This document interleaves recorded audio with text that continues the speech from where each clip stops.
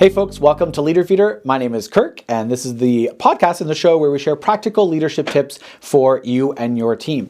So before we get to today's topic, which is going to be all about promoting technical operators into frontline leadership positions and some of the kind of pros and cons of that, I wanted to just do a shout out to our Plant Manager Excellence Program public workshop that we're offering. So we have this great Plant Manager Excellence workshop, and it's quite cool. It focuses on the plant manager level and helping them accelerate operational priorities, get a better sense of financial acumen, and along with that, kind of getting a sense of an owner's mentality. So, thinking of the plant as not just one of many, but hey, you are in charge of this plant, you're kind of the owner in that sense, and how would you run it differently, and how do you get a proactive vision for that facility? So if that's something you think that your leaders might be interested in, if you've got plant managers that you think, yeah, they could use some sharpening of their leadership skills, and thinking of that ownership mentality. We're doing it in Chicago. It's a 2-day live kickoff in Chicago area, just near the airport actually. And then we're doing virtual sessions every month after that. And that's happening starting in October. So you got a few months to think about it, who you'd want to send in. The nice thing about it being a public workshop is that there will be people from multiple different companies and organizations attending. So you've got the opportunity to have that kind of cross-pollination of learning going on, which can be really beneficial. So hopefully you're interested in that. You can learn more by going to our website at uniquedevelopment.com. You can book a call with us, an intake call, to find out if the program's right for your plant manager or your leaders that you're thinking of putting into it. So let's talk about promoting technical operators and some of the pros and cons. So we've talked a fair bit on this show about some of those things, but I wanted to dive into one aspect of it that I find really intriguing. Those technical operators, typically when they come into a company, when they start before they're a technical operator, they come in and they're going to get put on a certain machine or on a certain set of tasks or on a certain cycle. Lots of our clients have sort of different ways of doing that, but typically there's either like a couple different jobs that person's doing, or a particular machine that they're running, or a particular function that they're fulfilling. Pretty standard for technical operators in manufacturing settings. But what I find really interesting is that those people always, or not, 95% of the time, receive some sort of training on how to do those specific tasks. They aren't just put there on day one and told, okay, here you go, have fun, right? They're given training on how does the machine function? What are the safety considerations for working with this machine or in this department or in this area? What are the other people on the team doing so that you understand kind of your role in the process or in the creation of this product? So there's all of this training that happens early on to ensure that you can do the job that you've been hired to do. Now, that's not to say that clients have super robust training programs, and it's not to say that every new employee or every new technical operator, at the end of their first week is like an expert and they know exactly what to do. For sure, there could be a lot of improvement on the job training and a lot of improvement in those sort of training programs in general. But almost always there is some sort of training for that operator to know what it is that they need to do and how to do it and the level of quality that's expected. So keep that in mind as we go to this.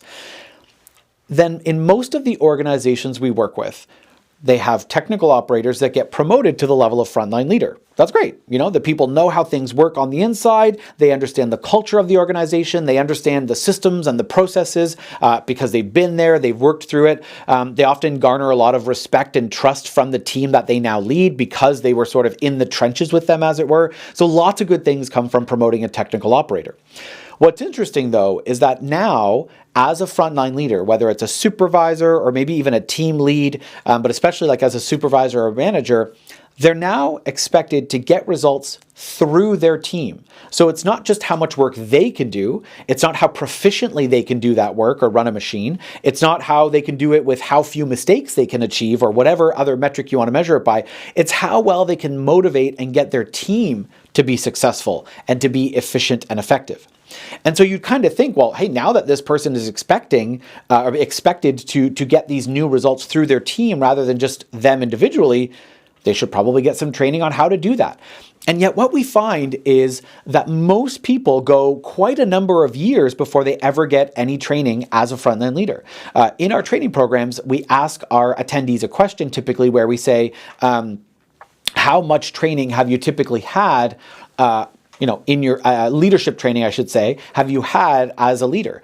And often it's like 10 plus years that they've been in the role, sometimes 4 to 7 years, sometimes 7 plus years, and they've received little to no leadership training. So they've received almost no training on how to get their team to be effective, to be functional, to work well together, to be able to give them proper feedback. And I find that really interesting because we would never put someone in front of a machine, typically, and just expect them to know how to run the machine or expect them to know all the nuances of the machine. We would train them on using that machine. And you can think of your team not necessarily as a machine, but as a bunch of moving parts that have to work together. And therefore, you want them to work together as smoothly and efficiently and effectively as possible. And if you think of it that way, then it really is a no-brainer that you would provide your leaders with the training on how to run that unit, right? How do I help these people work well together? And so I think it's interesting for frontline leaders because they come into this role as generally good technical operators. We do have some clients that tend to hire outside the organization, their supervisors, but typically we see a high number. I would say 80 to 90% of frontline leaders that we train have been promoted from within. So this means that they were a technical operator of some sort, they did a good job at it typically, and so they were made a supervisor or a team lead or whatever the title might be in that organization. So it begs the question of why aren't we thinking of our leaders as, hey, they need to know how to understand and how to work with and how to maximize and the efficiency and productivity and motivation and engagement of their unit. Again, that's their team or their department. And so it would stand to reason that they need some leadership training. Otherwise, I think what we're doing is we're leaving those people to look at examples they've had in their past. And we ask in our training program, how many of your past leaders would you say were good leaders? We ask them a polling question on this. So it's anonymous. People don't have to put up their hand, but it's anonymous. They use these keypads. And people say somewhere between 50%, sometimes as high as like 75%. We get more and more of that, which is great to see that that's going up, but typically, 50%. So that means you flip a coin and the chances that you have a good boss or a bad boss is 50-50. And what's interesting about that is then it means that we are leaving a lot of our leaders' capabilities to chance. We are hoping that they have had good leaders that they've learned from. And I don't know about you, but in most organizations that we work with, people don't want to, in manufacturing, you don't want to leave anything up to chance if you can help it. You want to account for probabilities. You want to prepare contingency plans so that you are prepared for whatever comes rather than kind of rolling the dice and leaving it to chance. Along those same lines, I don't think leadership development is any different. You don't want to leave it to chance that your brand new supervisor will just hopefully be a decent leader simply because they were a good technical operator, or hopefully they're a good leader because I'm hoping that they had good leaders in their past and that those leaders kind of showed them the ropes and that they'll, follow that good example. And so that's really intriguing. And so I'm realizing, this show particularly, this episode isn't so much about practical tips, but just hopefully a little bit of food for thought when you're thinking about if you're, in HR or training and development, if you're a plant manager yourself, or even if you're a frontline leader and you're going, how much training, leadership training do we provide for our people? Thinking about, do I really want to leave the success of my leaders up to chance? And we know that sometimes organizations think of it as, well, up at the top, there's great direction from the CEO coming down. But depending on how big the company is, and I would argue even in a lot of smaller companies, remember that the people know and trust and interact with their unit, the people that they see for that 40, 50, 60 hours a week, and not really so much the CEO and the C-suite at the top. So the CEO might be saying great things, and they might have had lots of leadership development training. They might have a great vision that they want to see implemented in the company, but that's got to eventually trickle down.